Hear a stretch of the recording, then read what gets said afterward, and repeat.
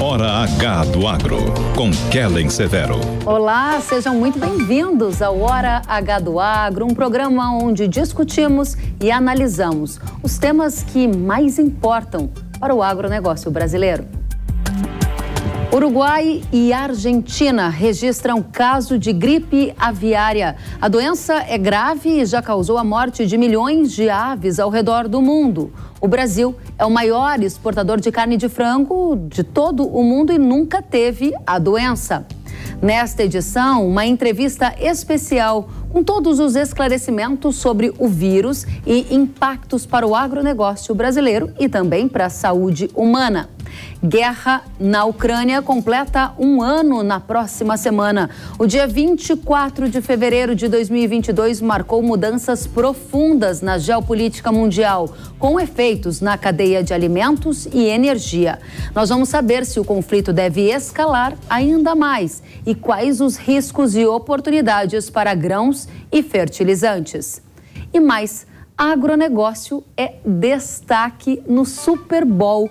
A Cooperativa Agrícola Americana deu um exemplo ao homenagear agricultores e pecuaristas lá no intervalo do grande show de entretenimento do futebol americano. A gente vai conferir tudo isso e muito mais nesta edição que já está no ar. Nesta semana, a Argentina e o Uruguai confirmaram a identificação de gripe aviária em aves silvestres.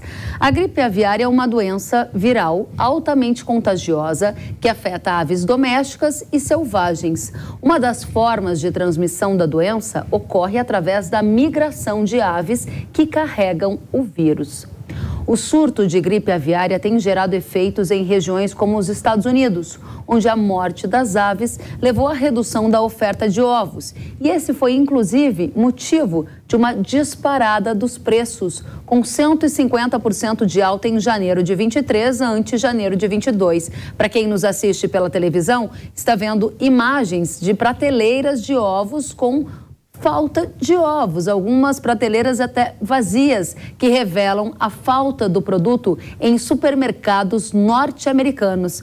Mais do que está caro, também está faltando ovo como fruto deste surto de gripe aviária no mundo. Aqui no Brasil, o agronegócio também segue atento, já que não só a Argentina e o Uruguai registraram a gripe aviária, mas outros países da América do Sul. Vocês conferem neste mapa qual a situação. Em vermelho estão todos os países que já tiveram registro de gripe aviária. Você está vendo que a fronteira do Brasil está ali cheia de países vizinhos com casos da doença. É como se estivéssemos cercados por gripe aviária de todos os lados. Ou seja, a gente teve casos em aves silvestres e aves comerciais, ou seja, aquelas que são comercializadas no mercado interno ou externo ou em aves silvestres. Então a gente tem essa imagem que é muito reveladora da situação na América do Sul. O ministro da Agricultura, Carlos Fávaro, em uma coletiva de imprensa nesta semana, disse que o Brasil aumentou a vigilância para tentar evitar a entrada da doença no Brasil. Vamos conferir. Agora, caso a 180 quilômetros da fronteira do Brasil no Uruguai, aí sim aumenta ainda mais o nosso status de vigilância, né? Então, o importante é que nós vamos estar tomando medidas de vigilância ativa, né, que é fortalecer a nossa fiscalização pelo Ministério da Agricultura e, diga-se de passagem, vem funcionando. Há coisa de 15 dias atrás, encontramos 2 aves com sintomas que estavam doentes na Lagoa dos Peixes, lá no Rio Grande do Sul, e rapidamente foram então capturadas, feitos exames e se comprovou que não tinha H5 em nenhum delas. Depois, Manaus, né? Manaus, sexta-feira passada também, a vigilância ativa detectou em aves domésticas sintomas, pato e galinha, né? E detectou os sintomas, foi coletado, fizemos as análises, também não era H5N5. Caso apareça, não estamos livres de aparecer, mas dizer que quando detectado em aves silvestres, não muda nosso status para exportação, que também é importante dizer que não é transmissível a doença através do consumo da carne de aves ou dos ovos, e que também a transmissão de humanos é raríssima para humanos, é raríssima, e isso não tem risco, segundo a OMS, de se propagar de forma endêmica.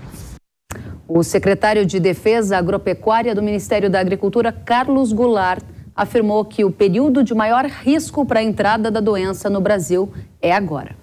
Dá para dizer que é o risco mais alto e agudo desse período agora até abril, maio, porque o risco é relacionado à migração das aves. Então nós estamos passando pela fase aguda de risco de ocorrência até quando elas voltarem na migração natural, que ocorre todos os anos para o hemisfério norte. O Brasil é o maior exportador de carne de frango do mundo e nunca teve nenhum registro de gripe aviária. Em 2022, nosso país, exportou um volume recorde de carne de frango. O surto de gripe aviária no mundo favoreceu as vendas do Brasil. Agora a gente precisa esclarecer os efeitos dessa vizinhança toda com casos de gripe aviária e precisa entender se esse vírus chegar no Brasil, que efeitos a gente vai ver na avicultura, no setor de proteína animal e muito mais, além das necessidades que temos de entender como é que funciona esse contágio para humanos. A gente trouxe uma autoridade no tema para falar conosco aqui na nossa audiência da Jovem Pan, Ricardo Santin, que é presidente da Associação Brasileira de Proteína Animal. Muito bom tê-lo conosco na Jovem Pan News. Seja muito bem-vindo, Santin. Olá, Kellen. Um prazer estar com você e com toda a audiência da Jovem Pan, podendo esclarecer os brasileiros de como o Brasil está preparado para enfrentar essa doença se ela chegar aqui e que também não há nenhum risco, qualquer risco para o consumidor que consome a carne de aves e os ovos do Brasil.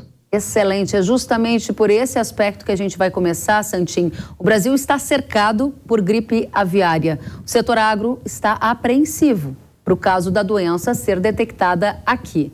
Como a indústria está se preparando para caso seja detectado um caso de gripe aviária aqui no Brasil? Bem, nós já vemos nos preparando há muito tempo, Kelly. As empresas já teve 2 ou 3 grandes episódios de influenza aviária, inclusive que chegou no Chile, e o Brasil conseguiu resistir. Por quê? Porque tem biosseguridade, tem cuidados nas plantas e tem cuidado com a produção. Agora, é importante lembrar para o nosso ouvinte, espectador, de que esses casos que aconteceram no Uruguai e na Argentina, que são os mais próximos, no Uruguai foi um cisne de pescoço negro e na Argentina um biguá. São aves selvagens, aves silvestres, que tem poucos inclusive aqui no Brasil. E elas estão longe da produção comercial. O Brasil está preparado porque tem biosseguridade e cuida da segurança dos seus alimentos. E é isso que nós estamos cuidando. É importante lembrar também, Kelly, se você me permite, que essa doença é uma doença das aves, não é das pessoas. Importantíssimo. Então, vamos lá. A doença das aves não é das pessoas. Você disse que o Brasil tem altos investimentos em biossegurança e isso nos manteve imune a essa doença durante muito tempo, até quando vizinhos relataram casos, né? A segunda pergunta que eu quero te fazer é qual é o plano de ação para minimizar efeitos no Brasil caso a gente tenha um caso de gripe aviária? Bem, o plano é o Plano Nacional de Vigilância de Saúde Avícola que temos hoje no Ministério da Agricultura. As empresas têm o seu plano, a BPA tem dentro do GPIA, que é um Grupo Especial de Prevenção à Influenza Aviária, tem um planejamento que está mapeando todos os riscos. Importante também para o nosso espectador saber de que essas doenças, quando estão nas aves selvagens, estão muito longe da produção comercial. O que pode ter de efeito, e é o que está tendo efeito, como você mostrou na reportagem, nos ovos lá na Inglaterra e nos Estados Unidos, é ter menor oferta de produto para o consumidor. Agora, o produto que vai para o consumidor, ele é seguro, ele é possivelmente, assim, continua com a mesma qualidade de sempre. Ele é possivelmente tão seguro como sempre foi. Não tem nenhuma dúvida quanto a isso. Interessante. Agora, Santin, vou voltar num ponto que é o seguinte, você falou sobre os nossos vizinhos terem detectado, né, esses casos em aves silvestres. A pergunta que eu faço é, a exportação, ela é afetada se registrar um caso em aviário comercial ou a exportação do Brasil, que é o maior exportador de carne de frango do mundo, pode ser afetada se aqui o nosso caso também for em aves silvestres? Bem, pela recomendação da Organização Mundial de Saúde Animal, a OMSA, antiga OIE, não para a exportação quando tem em aves silvestres ou aves de fundo de quintal. Tanto é verdade que os Estados Unidos, é o segundo maior exportador mundial, está com influenza aviária em 47 estados e continua a exportar para o mundo. A Europa também está tomada de influenza aviária nas aves silvestres e aves de fundo de quintal e está continuando a exportar. O Brasil pretende que seja tido o mesmo tratamento. A BPA fez um levantamento dos 150 mercados, somente 15 teriam a possibilidade de fechar mediante o que existe de regra hoje. Mas é possível, o governo brasileiro, através do Ministério das Relações Exteriores e do MAPA, já está negociando para que esses certificados internacionais de comércio digam aquilo que está previsto na grande maioria deles. Zona, região ou livre 10 quilômetros de raio de onde houve o foco de influenza aviária. Ou seja, se vier alguma coisa na divisa do Rio Grande do Sul, por exemplo, que é onde está perto do Uruguai, as plantas que produzem no Rio Grande do Sul estão a mais de 500 quilômetros de distância. Então não para essa exportação, a princípio, se os países seguirem as regras da OIE. Perfeito. Esse é um ponto que eu vou então só pedir para você frisar para a nossa audiência. Como os países compradores da carne de ave do Brasil estão tratando o tema em outros locais que já registraram os casos.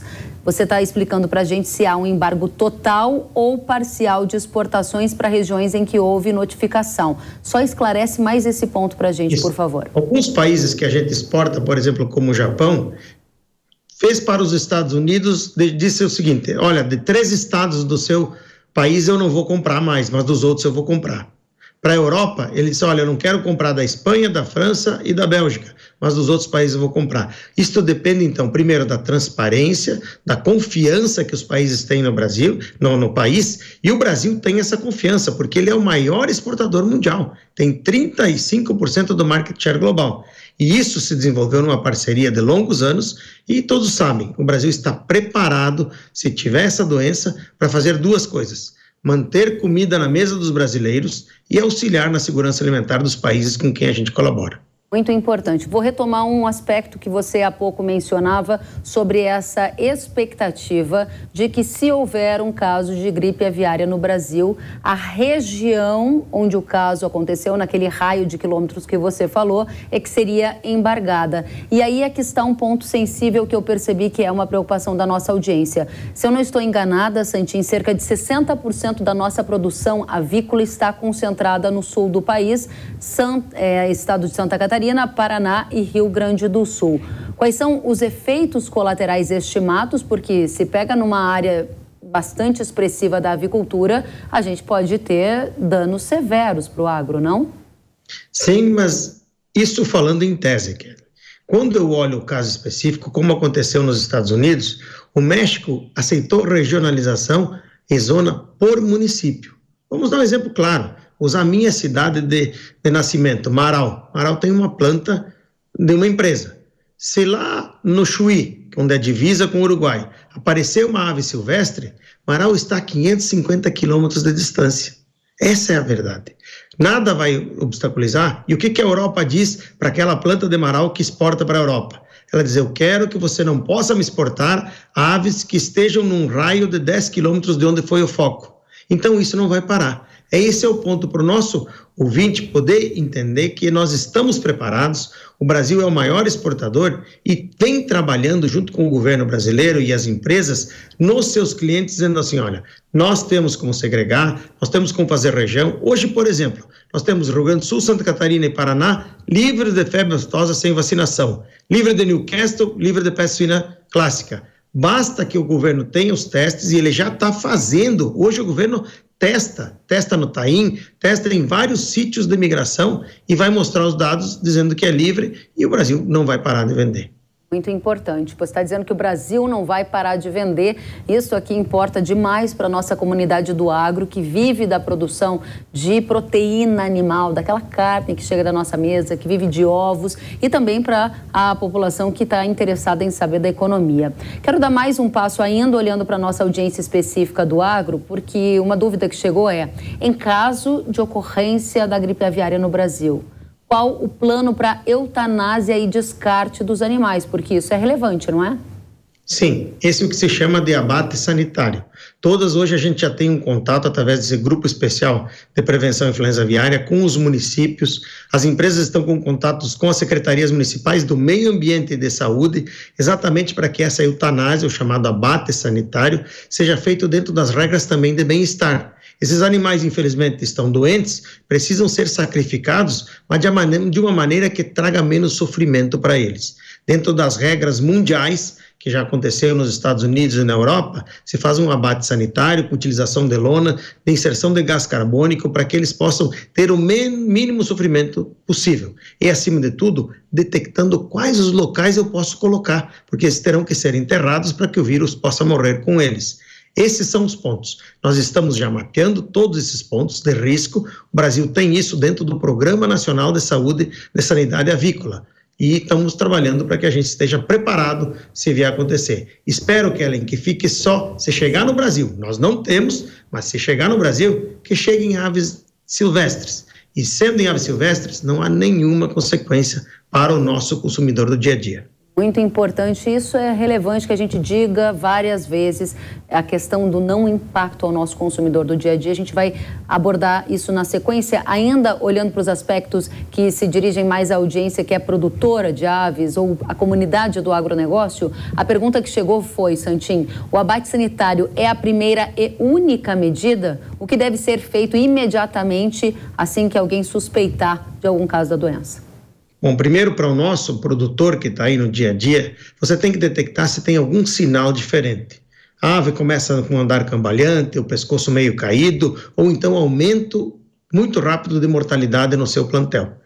Primeira ação a fazer, primeiro, avisar o Ministério da Agricultura e a Secretaria da Agricultura, e se for integrado, a sua integradora. Fazer o aviso imediato. Quanto mais demorar, mais risco tem de aumentar essa doença. Então, tem que fazer imediatamente. Essa é a medida que tem que fazer. Avisar o Serviço Veterinário Oficial, que vai junto auxiliar o produtor a fazer o abate dentro das regras, manter o vazio sanitário, para que, segundo as regras da Organização Mundial de Saúde Animal, em 28 dias ele possa voltar a produzir no mesmo local. Desde que ele faça o abate sanitário, use a desinfecção preconizada pelas regras da OIE, antiga OIE, e assim, esperando 2 ciclos de incubação, ele possa voltar a alojar novamente. É isso que é importante. Se você agir rápido, vai ter resposta rápida e logo vai voltar a produzir também. A sua atividade econômica não vai ter muito prejuízo. Se as pessoas demorarem a fazer isso, pior fica para as pessoas. Então, o negócio é ter transparência. Excelente ponto para a próxima pergunta. De novo, aqui a gente está falando em hipóteses, para quem nos ouve. Em caso de ocorrência no Brasil, porque o Brasil não tem gripe aviária hoje, como fica a vida do produtor integrado? Ele vai ser indenizado? Porque se ele não for indenizado, a gente pode correr o risco de haver uma subnotificação de casos, não é, Santin? Sim, o que a gente tem é que o governo brasileiro já está prevendo dentro do programa do plano de contingência. O ministro Fávaro determinou, junto com o secretário Goulart e o Eduardo, que é o diretor do Departamento de Saúde Animal, um plano de contingência em caso de acontecer isso no Brasil. E lá está prevista indenização, parte do governo federal, parte do governo estadual, para que as pessoas recebam indenização. De notificações que sejam efetivamente verificadas através de PCR. Agora, tem que fazer o quê? Hoje é o seguinte, sem visita, não tem ninguém que visitar a sua granja, usar todos os meios de biossegurança, trocar a roupa, usar uma roupa exclusiva para entrar dentro do aviário, uma bota exclusiva que você só usa quando vai para o aviário e antes de sair dele você tira ela e troca de calçado, revisar o telamento, revisar as telas de contenção, revisar os arcos de contenção ou desinfecção de automóveis. Essas medidas levaram o Brasil a estar protegido até hoje. Vamos continuar e reforçar elas. Mas se tiver, claro, vai ter indenização. A integradora, inclusive, também já está colocada nesse contexto para que a indenização seja e que a gente haja rápido. Mais do que tudo, transparência. Se acontecer, tem que falar, porque demorar só traz mais prejuízo, e a gente, então, fazendo transparente, o Brasil tem uma responsabilidade, Kelly. Responsabilidade, nossos avicultores têm uma responsabilidade com o brasileiro primeiro, porque 70% do que nós produzimos vai para a mesa do nosso consumidor, para a minha família, para a tua família, para todos nós, e 30% vai para 150 países no mundo que precisam da nossa ajuda. Por isso é o apelo. Reforcem a biosseguridade, que isso é o que nos trouxe até aqui e vai continuar a garantir segurança no nosso alimento. Pergunta da audiência, Santinho, o problema da gripe aviária pode impactar outras cadeias, como a de suínos ou bovinos, por exemplo? Pode, se você tivesse algum, digamos assim, recrudescimento de fechamento de mercado, sobrar um pouquinho de produto no mercado. Mas ela não vai para as outras cadeias, ela é uma doença das aves, repito, não é uma doença para as pessoas, não se transmite para quem consome a carne ou os ovos também, então é uma coisa bem tranquila. Os efeitos que podem dar é, digamos, se você tiver um foco em algum lugar, industrial, você ter mais produto ofertado no mercado interno do que iria para fora. Mas isso é importante saber. Se a gente tiver em aves silvestres somente, como foi que aconteceu no Uruguai e na Argentina, não vai ter esse efeito e a gente vai seguir, inclusive, exportando, porque é possível dentro das regras da OIE. Excelente. Agora, existe uma vacina disponível para a gripe aviária? A gente está próximo de ter um imunizante? Como é que faz? Existem vacinas que são ainda tentativas. O México, por exemplo, vacina, mas não é um programa que o Brasil utilize. O programa de vacinação é quando você tem uma tomada do vírus existente. Se você vacina, é como a Covid. A Covid não foi embora, ela está aqui no dia a dia. Nós estamos só resistentes a ela. No caso das aves, a vacina pode proibir a exportação. É por isso que no Brasil, no Plano Nacional de Sanidade Avícola, não está a possibilidade de vacinação, e sim a erradicação. Erradicação é isso que nós estamos falando. Detectou um foco, a ave está cambaleante, está com o pescoço caído, começa a espirrar, porque é uma gripe, começa a espirrar, começa a ter um comportamento meio depressivo, avisa o Ministério da Agricultura, fazem os abates, indenizações e tudo será resolvido, e aí fica contido esse episódio. Lembrando que o vírus chega pelo ar, Kellen, chega voando ou pelo sapato ou pneu das pessoas. Se a gente cuidar isso e essas aves forem embora, nós vamos passar mais um ano sem essa doença. Que bom. Agora, essa questão, então, praticamente não existe vacina, acaba sendo a necessidade de abater essa ave, né, em função dessa condição, certo? Desculpa, Santinho, pode falar. Existe vacina, sim, algumas vacinas, só que aquilo como acontece para gripe, para Covid. H5N1 é o que está atacando hoje, e se der H5N7 já não serve essa vacina. Então, não existe uma bala de prata como uma vacina, diz, vacinei, está tudo protegido. Não, mesmo com vacina você tem perda na tua propriedade. Então, o mais correto em fazer é a erradicação do vírus, fazer a contenção deles e fazer o que manda o Ministério da Agricultura. Muito bem, aí a gente vai adiante. Você já falou que a área daí seria isolada, né? A área onde essa situação eventualmente poderia acontecer. A gente vai dar mais um passo e eu queria saber os efeitos esperados para o mercado, por exemplo, de aves, de grãos. Toda essa conversa já afetou o preço no mercado? Tende a afetar? Qual o impacto econômico? Bem, o impacto econômico, no caso dos grãos, poderia ser de você ter uma diminuição de consumo, mas na verdade o que a gente tem hoje de impacto econômico, ele é positivo para o Brasil, porque infelizmente para os países que estão no hemisfério norte convivendo com essa doença, na Ásia, na Europa e nos Estados Unidos, eles estão lá com a doença o dia inteiro, tendo episódios, só nos Estados Unidos são 727 episódios de influenza aviária.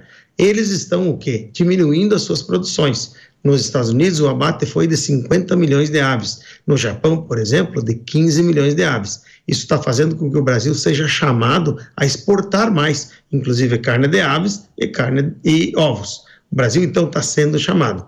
Se você estivesse no Brasil, primeiro, volto a dizer, se for em ave silvestre, não tem nenhuma consequência. A maior consequência que nós brasileiros podemos ter é, se você chegasse a entrar, e eu bato na madeira aqui, que além de rezar e trabalhar muito em prevenção, se chegasse a entrar numa ave industrial, numa produção industrial, O problema é que essas aves morrem, e aí elas não vão se transformar em alimento, elas não vão se transformar em carne de frango e nem em ovo para a nossa mesa do brasileiro. E aí, com menos oferta, você tem dificuldades, tem aumento de preços excessivos. É esse que é o grande fator. Mas, por enquanto, o Brasil está livre dessa doença e está, mais do que tudo, preparado. Se chegar, nós vamos continuar a produzir com segurança do alimento. Volto a dizer, e digo aqui em público para você, se chegasse hoje um caso, entrou no Brasil amanhã, as minhas filhas, que têm 10, 8 e 6 anos, vão continuar a comer carne de frango e ovo todo dia, como a gente faz aqui na nossa casa, porque não há nenhum risco para as pessoas e para os consumidores. Esse é um ponto estrategicamente importante, então, economicamente, se acontecer, que a gente torce muito para que não aconteça em granjas, aí a gente teria um efeito colateral de abater estas aves, naturalmente menos produção de ovos, de carnes, e a gente poderia ter um efeito colateral na formação de preço doméstico e também nos impactos eventuais de uma restrição, mesmo que temporária, para exportação, né, Santin? Aí a gente avança para a próxima fase que você disse. Se acontecer um caso de gripe aviária em uma granja do Brasil, minhas filhas continuarão a comer carne de frango e ovo, porque eu confio no alimento do Brasil. Humanos podem pegar a gripe aviária. Como é que é o contágio? Então, não é quando a gente come o ovo e não é quando a gente come a carne. Sim, não é. Não há nenhum risco de contrair doença porque você consumiu o produto. Não tem nenhuma espécie de risco.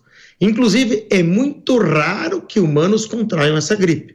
Essa variante H5N1, de fato, foi em mamíferos, mas os humanos teriam que viver dentro dos aviários, estar em contato e com exposição bastante elevada a esses animais que estejam doentes. Por isso a recomendação, inclusive, é, se você é produtor e começa a ver um aumento de mortalidade e as aves com sinais nervosos, com andar cambalhante, com diarreia, com pescoço caído, nem entre em contato com elas também. Você chama o serviço veterinário oficial que vai verificar quais os procedimentos. Mas é muito difícil do humano pegar essa doença. São casos esporádicos que aconteceram especialmente na Ásia, porque as pessoas viviam na mesma casa com os bichos doentes, o que não é o caso do Brasil. Os nossos aviários têm uma biosseguridade imensa e as pessoas, quando entram lá, estão protegidas de qualquer doença.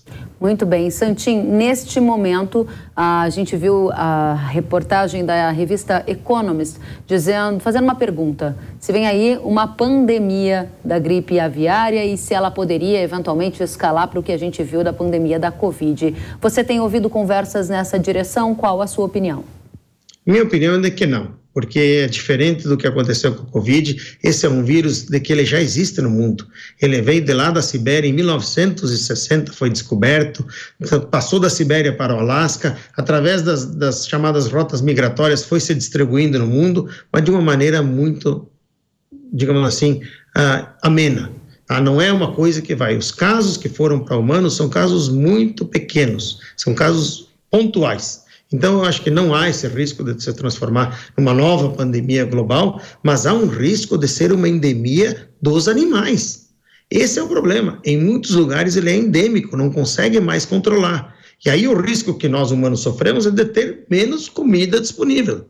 Então, esse é um ponto que nós precisamos focar. Nós possamos, então, o Brasil tem que manter as suas medidas de biosseguridade, ele está preparado para continuar, inclusive, a exportar. Lógico, se isso acontecer, vai ter algum país que vai exagerar e vai aproveitar fazer um protecionismo. Mas, na regra, como está hoje, o Brasil, inclusive, não para nem de exportar e terá, sim, algumas pequenas turbulências de mercado, mas as empresas estão preparadas para isso.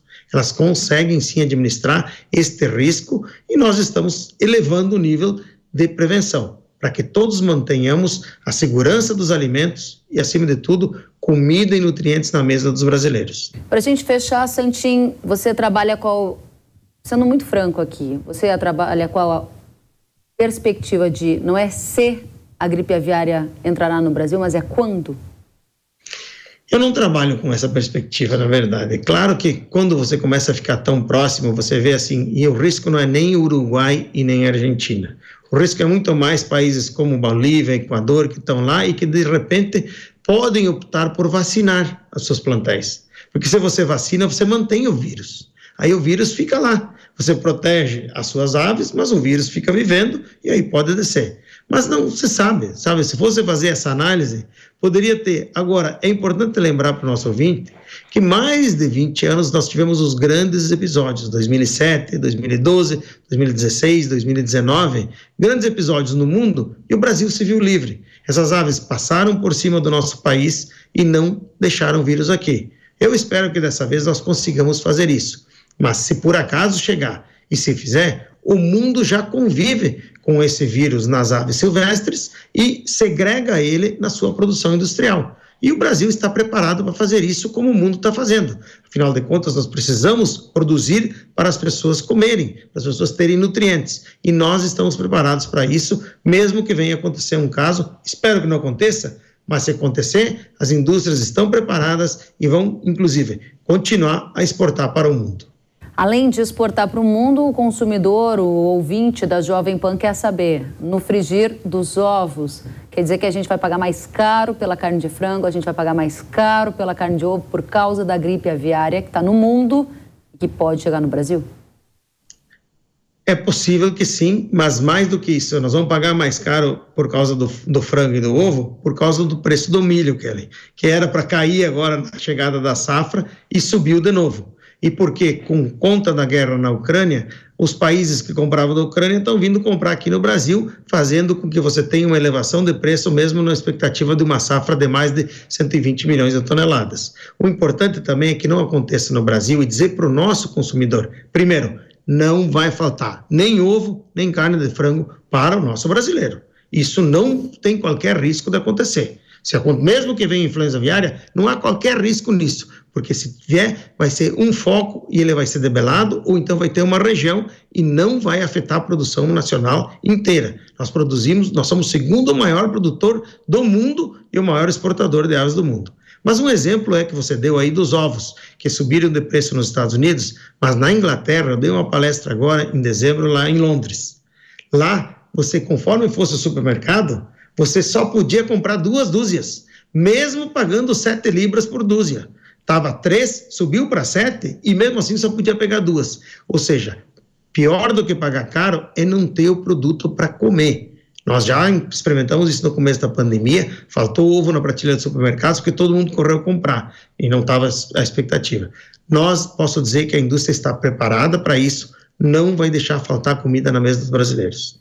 Ricardo Santin, presidente da Associação Brasileira de Proteína Animal, muito obrigada pelos importantes esclarecimentos para a nossa audiência que é do agronegócio e que precisava ouvir de você todos esses detalhes, e para a nossa audiência que é um consumidor de aves e de carne de frango, que precisava ter a garantia da segurança do alimento que chega na mesa e também a garantia de que ao consumir esses produtos não estará em risco de contrair a gripe aviária, porque não é essa a forma de contágio. Volte sempre, um prazer recebê-lo. Obrigado, Kellen, querida amiga. Agradecer à Jovem Pan o espaço de poder falar com o Brasil inteiro e dizer a verdade. Nós estamos confiantes de que vamos conseguir vencer esse desafio. Não vamos deixar faltar comida na mesa dos brasileiros e, acima de tudo, manter a qualidade, segurança e sabor que todo mundo teve. Um grande abraço, um feliz fim de semana para todos nós e que possa, acima de tudo, Deus proteger todas as famílias e juntos vencermos nós esse desafio. Amém. Obrigada, Santin. Volte sempre.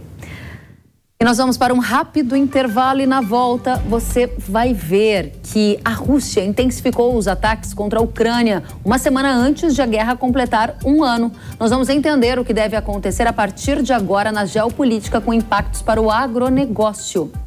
E ainda, o agro no espetáculo do Super Bowl nos Estados Unidos. A gente volta com tudo isso e mais já. Eu espero você.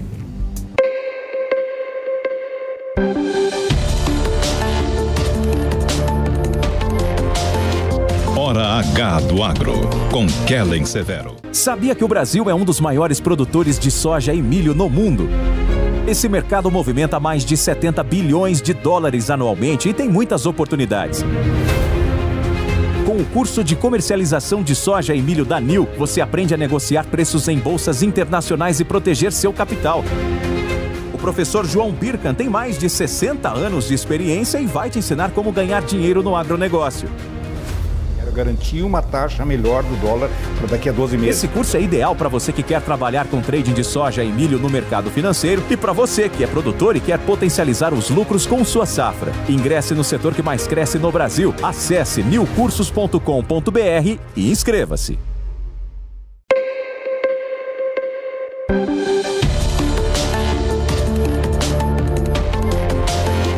Hora H do Agro, com Kellen Severo. Estamos de volta com Hora H do Agro aqui na Jovem Pan News.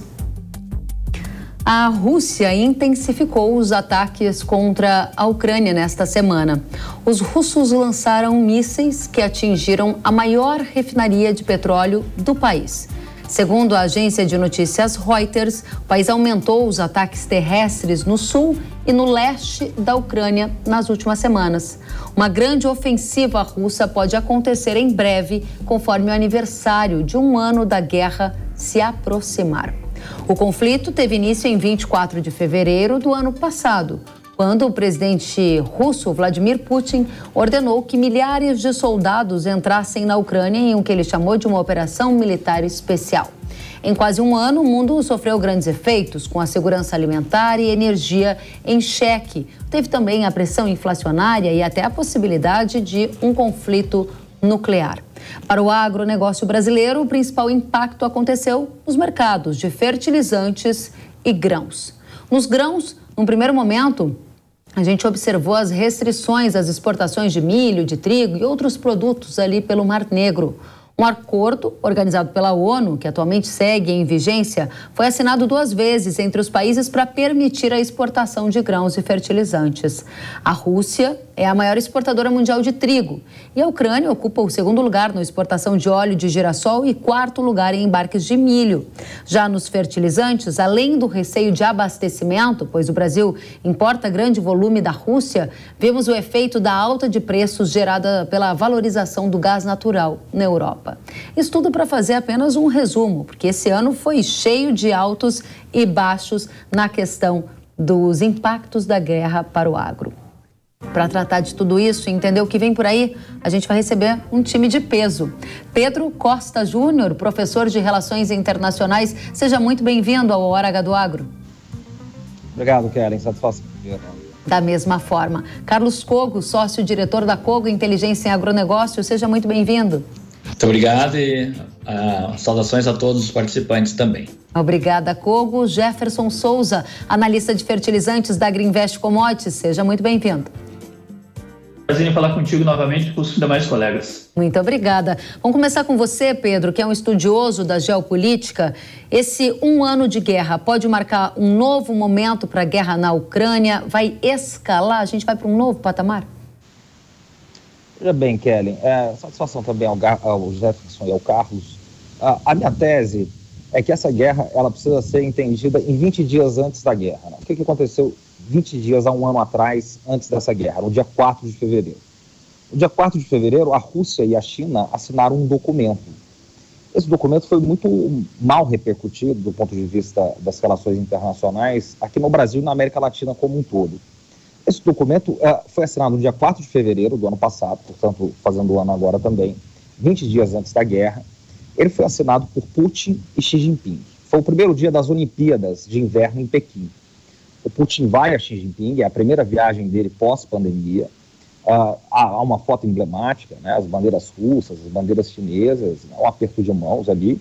E esse documento é conhecido como uma parceria sem limites, ou uma aliança sem limites, como foi traduzido aqui no Brasil, entre Rússia e China.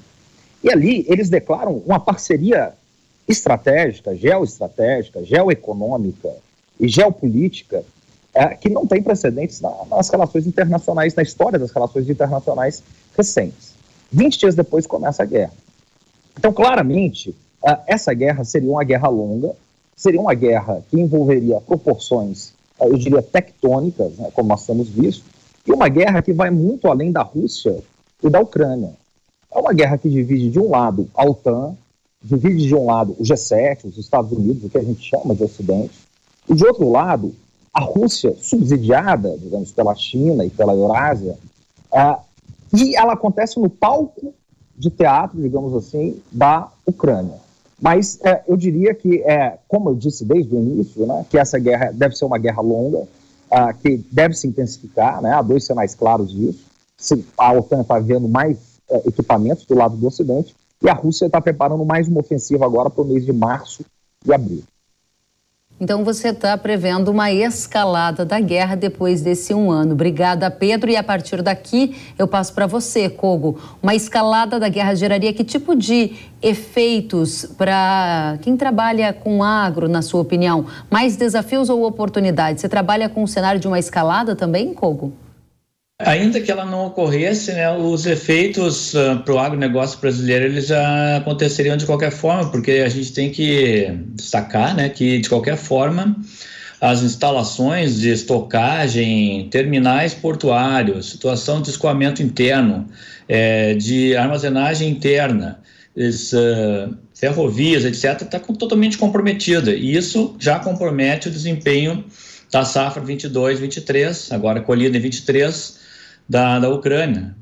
Queda bastante grande na produção de milho e na exportação. A exportação deve cair para 20 milhões de toneladas e no caso do trigo também deve ficar bastante reduzida para casa de uns 13 milhões de toneladas. Então, as oportunidades que já estavam abertas desde o ano passado nos mercados de milho, onde o Brasil acabou assumindo esse ano, né, a primeira colocação como exportador global, ultrapassando os Estados Unidos e abocanhando também uma parte que era mercado da Ucrânia de vendas para o mercado chinês. E ainda, no caso do mercado de trigo, o Brasil também acabou sendo beneficiado, ampliando a área e ampliando até mesmo as exportações, né, que chegaram a mais de 3,1 milhões de toneladas. E lembrando também que um terceiro produto diretamente beneficiado foi o frango brasileiro. Pauta agora toda essa polêmica da gripe aviária, né? Mas o frango brasileiro também ganhou mercado, bateu o recorde de exportação, já que a Ucrânia também era um supridor do bloco europeu. Então você acredita que os efeitos que teriam que acontecer já aconteceram? Não, ainda que não houvesse a escalada da guerra, esses efeitos vão perdurar e vão se ampliar em 2023. Vão perdurar e se ampliar em 2023 pelo simples fato, me perdoem aqui pela expressão, sim, da continuidade da guerra.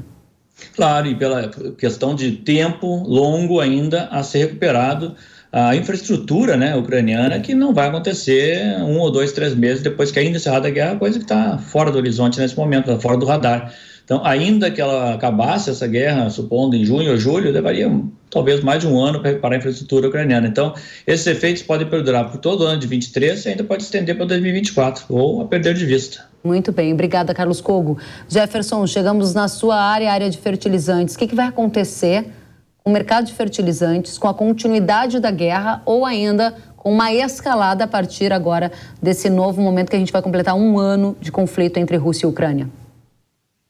O cenário hoje é muito diferente do que nós tínhamos lá quando nós conversávamos no mês de janeiro, mês de fevereiro. Hoje o mercado, de uma certa forma, ele se acostumou a negociar com os russos o fertilizante. Ano passado nós importamos mais ou menos 38 milhões de toneladas, dos quais 20% vieram da Rússia. Ou seja, nós praticamente não mudamos essa comercialização com a Rússia do fertilizante. Nós continuamos comprando cloreto, MAP, ureia normalmente. Quando a guerra estourou, me recordo muito bem, nós conversávamos que a Rússia poderia parar de exportar. E ela não fez isso, sobretudo para o Brasil. Os demais países, obviamente, reduziram. Ela reduziu a participação em outros lugares, etc. Agora, para nós aqui no Brasil, nós continuamos negociando normalmente com a Rússia. Eu, particularmente, acho que o pior ele ficou para trás. É claro que se a guerra ela tomar uma proporção muito maior do que nós estamos observando, aí é uma outra história. Mas nessa conjuntura, eu acho que o mercado de fertilizantes ele se acostumou a negociar com esses países considerados sancionados. E eu não estou falando só da Rússia, mas da Bielorrússia, do Irã e etc. Então, a falta de fertilizantes no Brasil, ano passado, ela não ocorreu e o cenário foi totalmente o oposto do que o mercado imaginava. Nós terminamos o ano de 2022 com o maior estoque de passagem da história de fertilizantes aqui no Brasil. Nós não temos o número oficial, mas é algo na casa de 9, 10 milhões de toneladas. Ou seja, aquele grande problema que nós tínhamos em fevereiro, ele ficou para trás. Agora é um novo ano, nós começamos mais otimistas em relação à Rússia, em relação à exportação, do que no ano passado.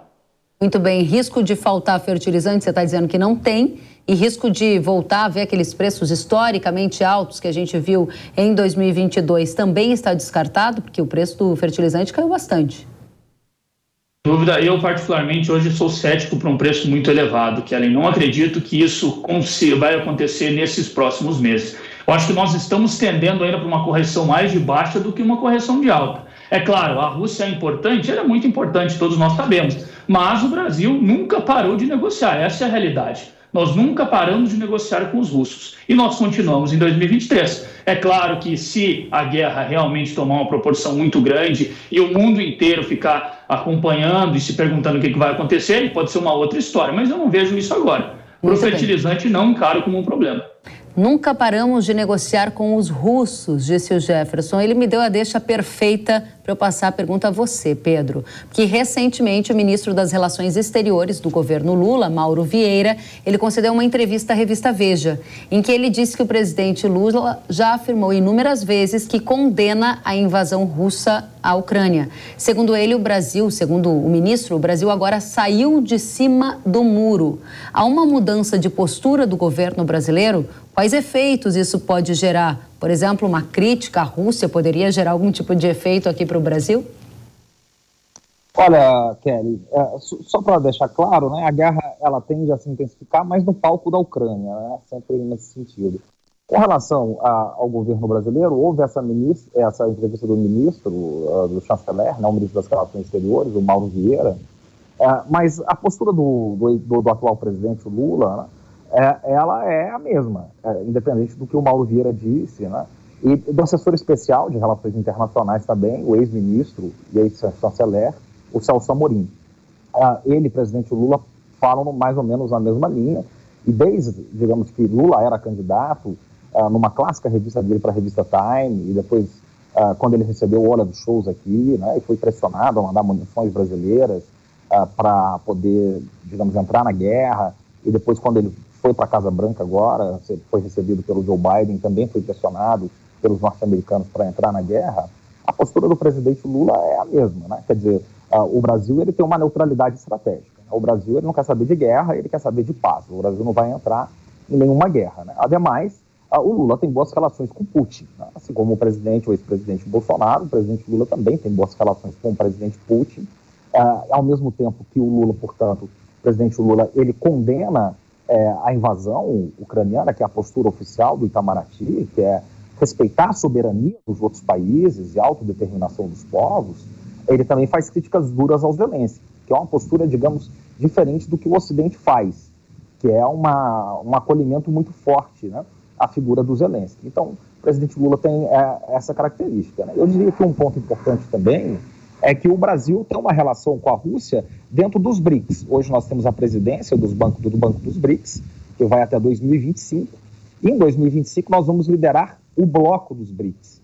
E, portanto, também nós temos relações com a Rússia também dentro do bloco. Muito bem, então não há um risco da gente sofrer algum tipo de represália por uma mudança na diplomacia, nessa relação. Mantemos a nossa neutralidade e você não enxerga que isso teria algum efeito colateral. Eu entendi bem, era isto, Pedro? Sem dúvida nenhuma, Keren, exatamente. Você traduziu muito bem o que eu tentei explicar aqui em alguns minutos. Muito obrigada a você pelos esclarecimentos. E aí, Kogo, a gente chega num outro lugar na conversa com você, porque desde que a guerra começou, houve uma grande preocupação sobre essa semipresença da Ucrânia, que é um grande produtor de grãos no mercado global. Aí veio um acordo de grãos que foi renovado e que agora tem a expectativa de expirar em março, ou seja, deixar de valer esse acordo que dá condições para a Ucrânia seguir exportando um pouco dos seus produtos que ainda produz. Nós vamos ver uma renovação desse acordo do Mar Negro. Quais os efeitos para preços no Brasil, na sua avaliação? É possível que haja renovação, até pelo fato de que já não é a primeira, vai ser mais do que a segunda e segue em frente. A Rússia não está querendo arrumar mais encrenca no sentido de também sofrer mais sanções, né? Já que a União Europeia está voltando a ampliar sanções sobre a Rússia, tentando apertar um pouco mais o governo russo. Então é possível que o acordo seja renovado, mas ainda que renovado o acordo, que é o que está no radar realmente, a produção ucraniana já está começando a ser estimada pelos organismos tanto do Hemisfério Norte, Estados Unidos, por exemplo, como a própria OMC e o próprio governo ucraniano estimam, por exemplo, a produção de milho entre 25 a 27 milhões de toneladas nessa nova safra. O ano passado foi 42 milhões de toneladas, uma queda muito grande. Trigo, 21 milhões de toneladas, no ano passado foi 33 milhões, eles perdem 21%, é uma grande perda de participação, principalmente na exportação.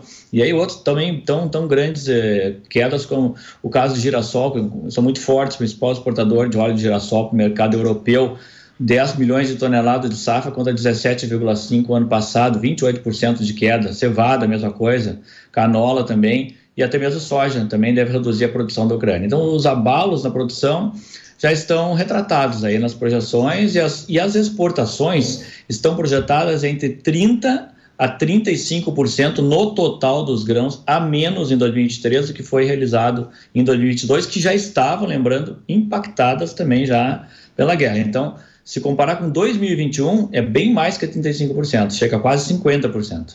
Você quer dizer que mesmo que haja uma renovação do acordo de grãos via Mar Negro, a produção que sofreu queda na Ucrânia ainda vai manter uma oferta reduzida no mercado global, o que dá sustentação para preço, como, por exemplo, dessas commodities que a gente está aqui tratando, que seja milho, que seja trigo? Perfeitamente. Mesmo considerando que as commodities já estão devolvendo ganhos adquiridos ao longo da pandemia e no decurso da guerra, ao curso da guerra, você ainda tem preços de milho em torno de 30% acima da média histórica para contratos de 2023 e para contratos de 2024, 20% ainda acima da média histórica, ainda na casa dos 5,80 a 6 dólares por bushel. E trigo é a mesma coisa.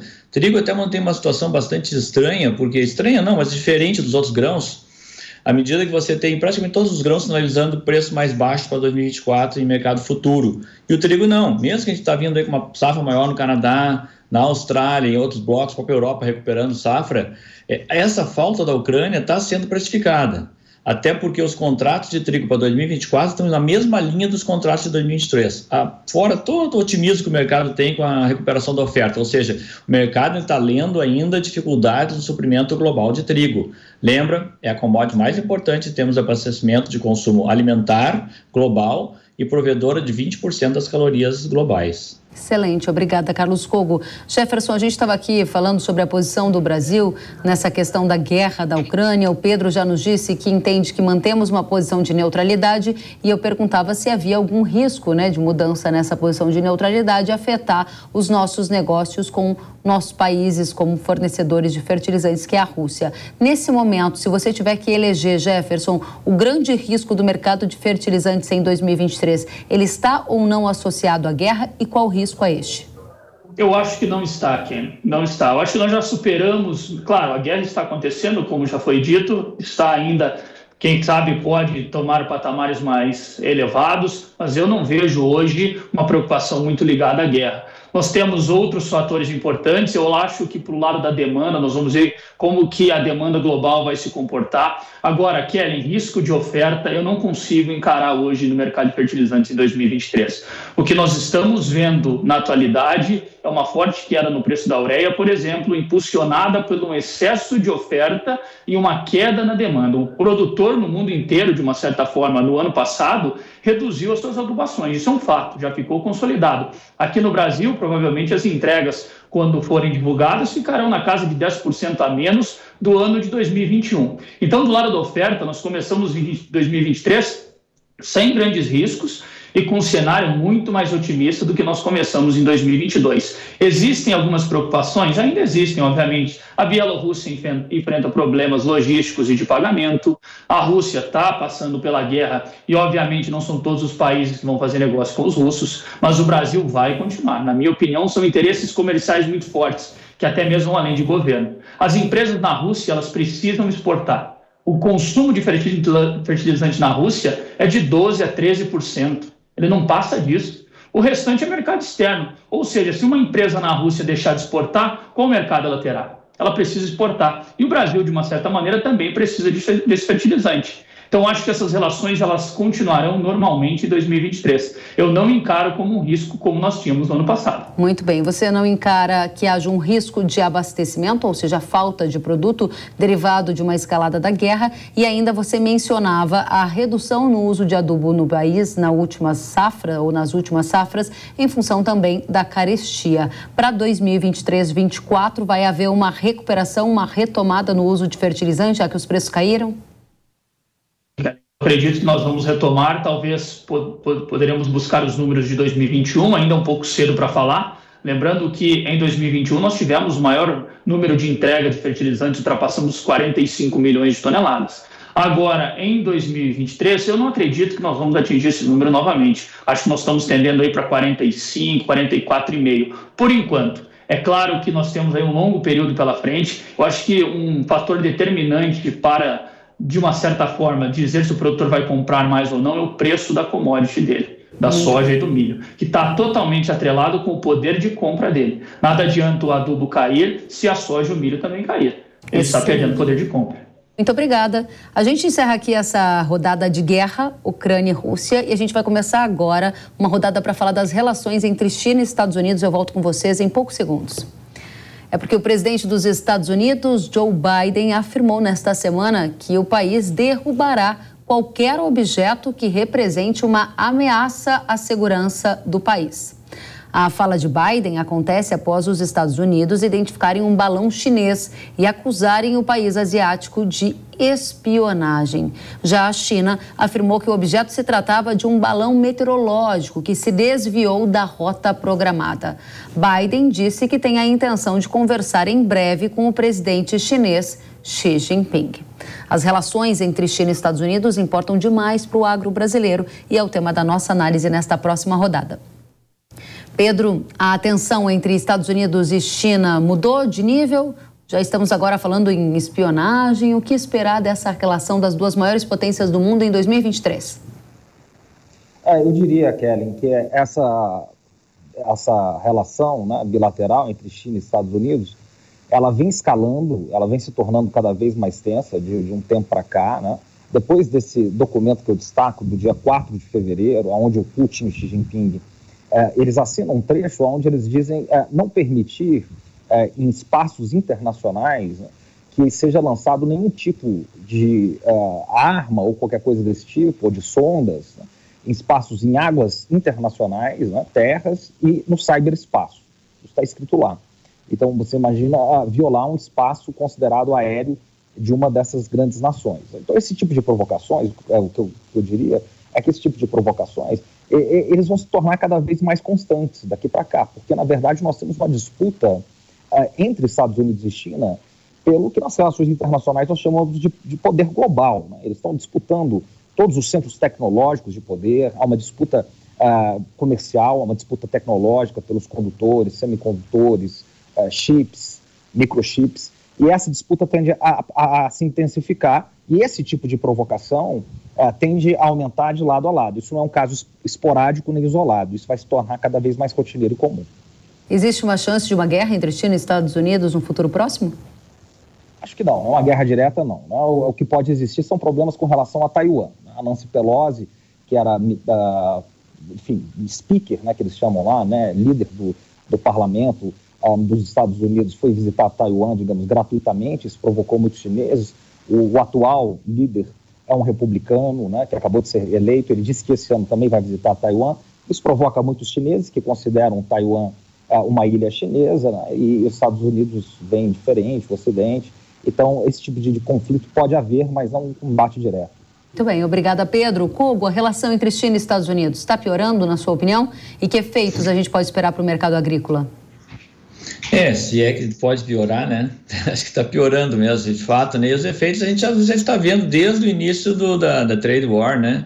Ainda na tentativa de acordo lá, na primeira etapa do acordo, que nunca foi cumprida, só para relembrar um pouquinho aqui, né?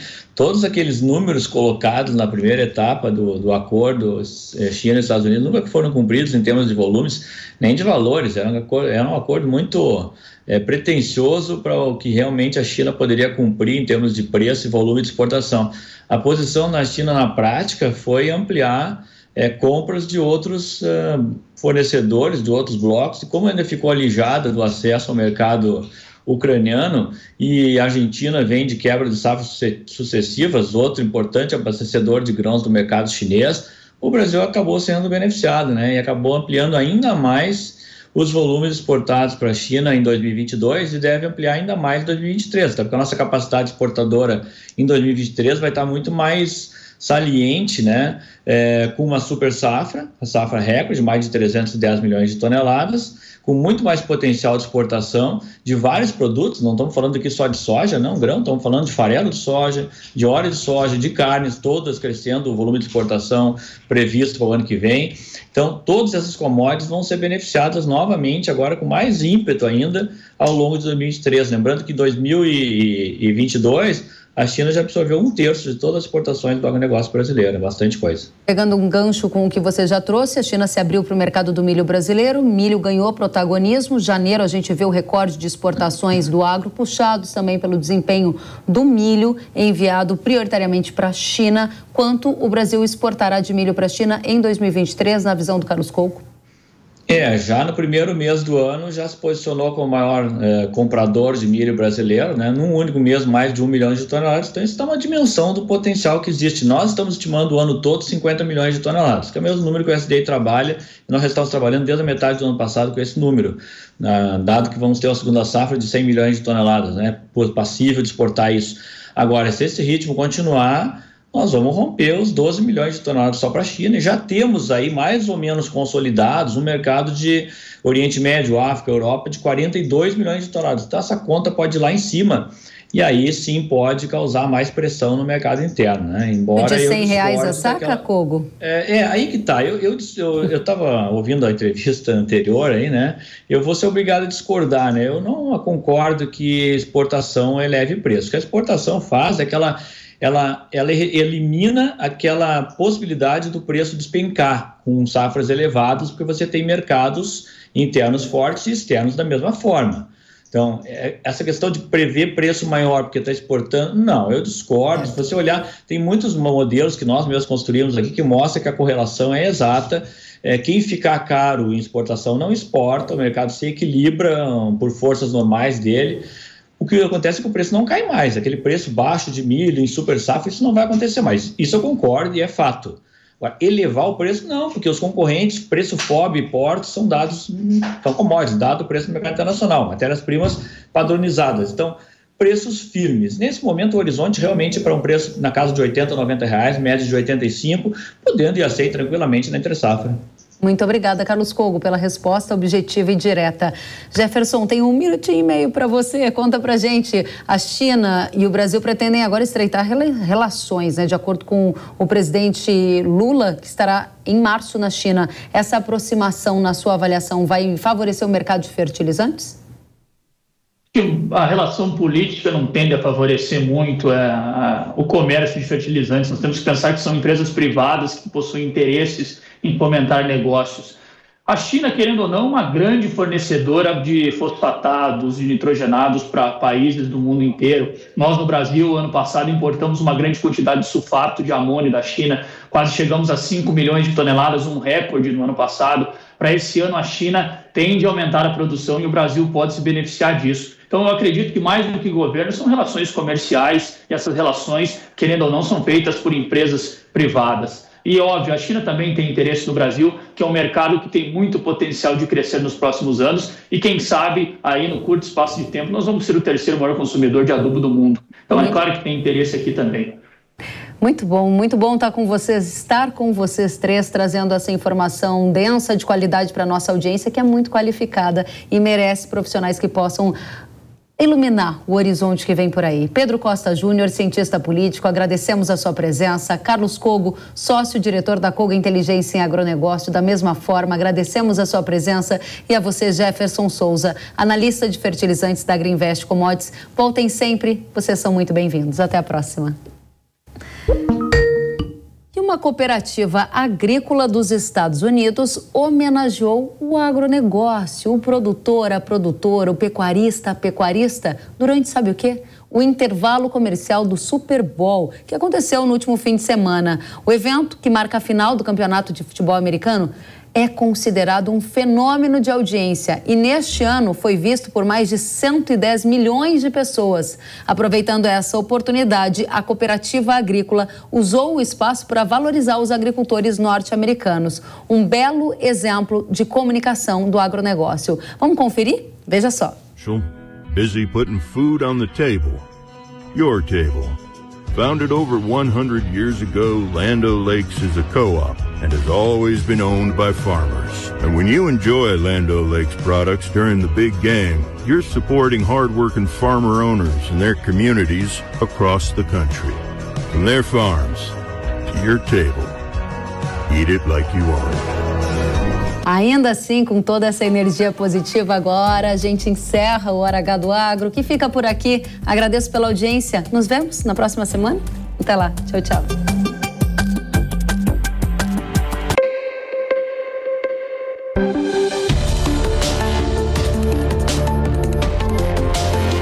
Hora H do Agro, com Kellen Severo. Realização Jovem Pan News.